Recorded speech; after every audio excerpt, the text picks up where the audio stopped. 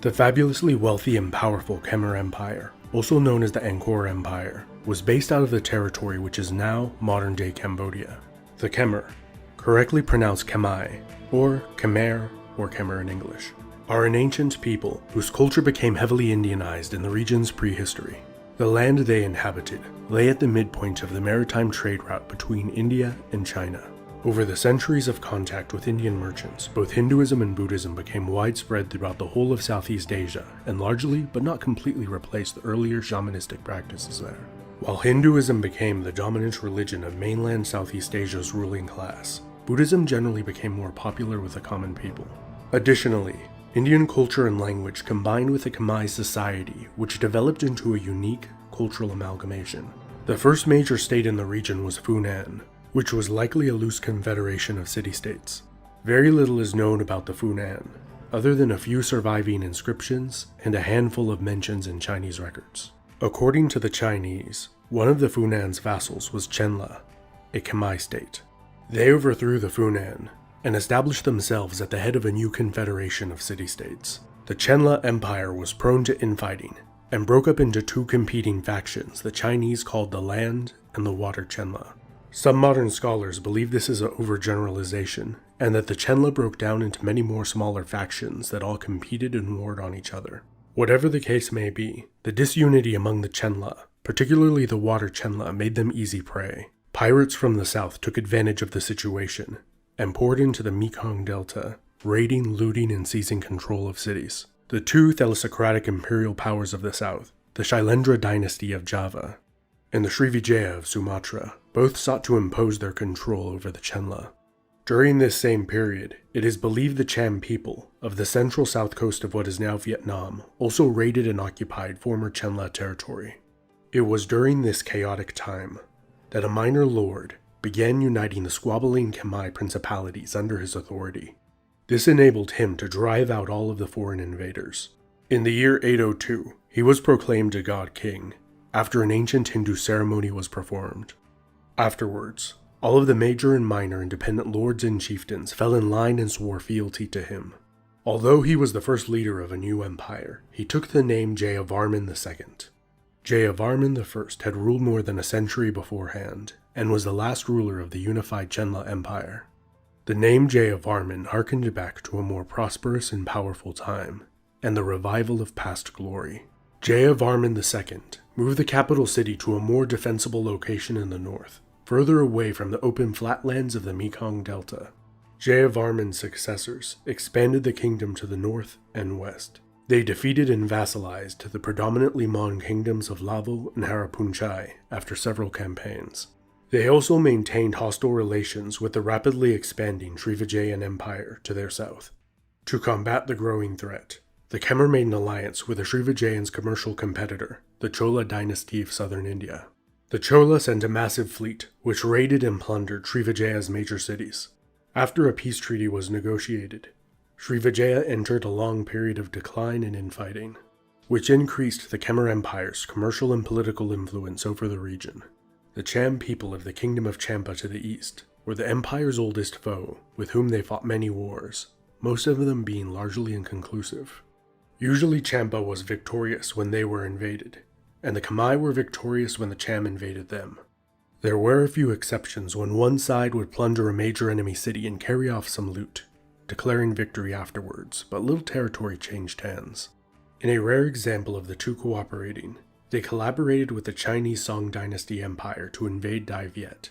After the Dai Viet defeated the Chinese, they changed their mind about the whole invasion thing and withdrew their forces. Their friendship was short-lived, and they soon resumed unsuccessfully invading each other. One of the remarkable aspects of the Khmer Empire is that from the early years of its formation as an empire, it was constantly plagued by palace intrigue, civil wars, and internal rebellions, many of them successful. But in despite of all the internal conflict, the empire appears to have been well run, its population grew rapidly, and the land was usually exceptionally prosperous. As the nobility played the Game of Thrones with each other, the ministers, scholars, and priestly bureaucracy actually ran the country. Consequently, their power, wealth, and influence steadily increased over the centuries. In the late 11th and early 12th century, the empire went into a short period of decline.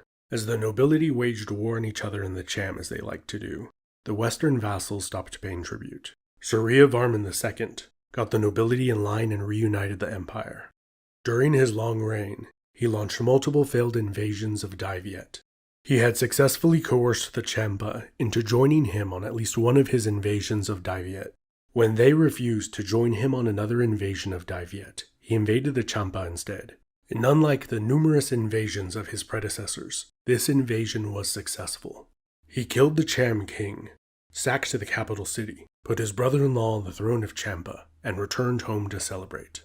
The Cham immediately rebelled and executed his brother-in-law. He invaded Champa again, in a disastrous campaign where it is believed he died. Surya Varman II probably wanted to be remembered as the man who destroyed the Champa, but instead, he is known as the man who built Angkor Wat, the largest religious structure in the world, dedicated to the Hindu god Vishnu. Throughout the history of the empire, the plain of Angkor hosted no fewer than 7 grand capital cities, each with a massive temple at the center. An intricately engineered network of canals used for irrigation and speedy travel connected all of these cities into one massive metropolitan zone.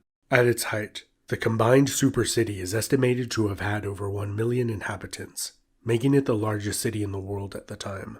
In the fascinating documentary, Angkor, Twilight of Civilizations, available on this video's sponsor, CuriosityStream, the details of Angkor's construction and its mysterious demise are examined.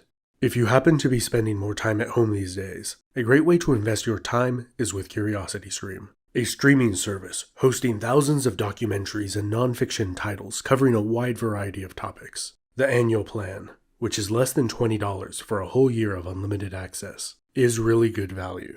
So go to curiositystream.com/epi. And for my viewers, enter the promo code EPI during sign-up to get 30 days membership for free. During the reign of Surya Varman II's successors, the country was plunged into civil war. This enabled the Champa to enact revenge on their old foe. They defeated the Khmer and took their capital city of Angkor. Angkor was taken by a daring surprise attack. The Cham sailed a fleet up the Mekong River, across the Tonle Sap Lake, and up a smaller tributary river to the city. The empire appeared to be on the brink of a complete collapse when Jayavarman VII united the squabbling Khmer factions and drove out the Cham. He later counterattacked and conquered the Cham, making them a vassal state for a time. During Jayavarman's reign, the empire drastically rebounded and experienced a short-lived golden age. His massive building program did not only include the typical temples and palaces, but over 100 hospitals were also built for the common people. Even though Jayavarman VII was a Buddhist, who widely promoted the religion throughout the empire, the Hindu priestly bureaucracy continued to increase their power. Receiving lavish gifts from the nobility, the Champa regained their independence shortly after Jayavarman's reign. In the west, the Thai, a people who had previously migrated from the north, overthrew the Lavo, vassals of the Khmer, and established their own kingdom of Sukhothai. Shortly afterwards, a second hostile Thai state formed in the north, Lanna. 3 years later, in 1292, the Mongols invaded. After some moderate-scale border clashes, the Khmer decided to give them some gold, and they went away. In 1350, power in Sukhothai was usurped by the powerful city of Ayutthaya. Its first king married the Khmer emperor's daughter in the hopes of forming an alliance, which soon fell apart. Ayutthaya then launched a failed invasion of Angkor. The empire was too weak to hold on to the north. Consequently, the independent allied Lao kingdom of Lanzang was established as a buffer against attacks from the north. Lanzang had better success in halting Thai expansion and defeated them several times. During the last century of the Angkor Empire's existence, building projects ceased, and there are no surviving historical records from this period. The last 2 written mentions of their kingdom was in 1393. The Thai of Ayutthaya launched a successful campaign against the Khmer, and again in 1431. Sometime shortly afterwards, the city was abandoned and reclaimed by the jungle. Up until recently, it was thought that the Thai campaign of 1431 sacked the city, causing its abandonment. Archaeologists at the site have determined that there is no conclusive evidence of such an event having taken place. Increasingly, environmental factors such as widespread deforestation, soil erosion, and particularly severe monsoon seasons are believed to have likely played an influential, if not dominant, role in the abandonment of the city. The last Khmer emperor was also the first king of Cambodia. He led a demoralized band of refugees from a once mighty capital city to begin building a new capital city, only to have it destroyed by floods 3 years after its construction began. Envoys were sent to the Chinese Ming Emperor requesting aid, but none was received. The Kingdom of Cambodia was a diminished remnant of its former self, but it survived. Its monarchy survived many invasions and occupations, until 1970, when the monarchy was overthrown by the military. A long, tragic, and violent period ensued, where a large portion of the country was slaughtered. After transitioning through many different governments, a constitutional monarchy was re-established in 1993. This has been Epimetheus. Thank you so much for watching.